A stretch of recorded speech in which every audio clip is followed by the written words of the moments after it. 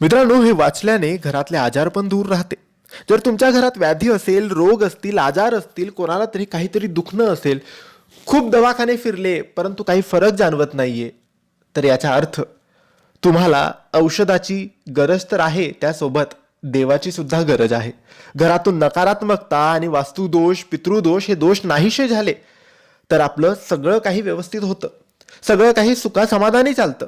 म्हणून ह्या दोन गोष्टी आम्ही तुम्हाला आजच्या या व्हिडिओमध्ये सांगणार आहे. ज्या दोन गोष्टींचे वाचन तुम्ही केले तर आजारपण घरापासून दूर राहतात. अर्थातच नकारात्मकता, वाईट शक्ती आणि इतर दोष घरातून नाहीसे होतात. आता या दोन गोष्टी कोणत्या? तर पहिली गोष्ट आहे ती म्हणजे तारक मंत्र, स्वामींचा तारक मंत्र, आणि दुसरी गोष्ट आहे रामरक्षा.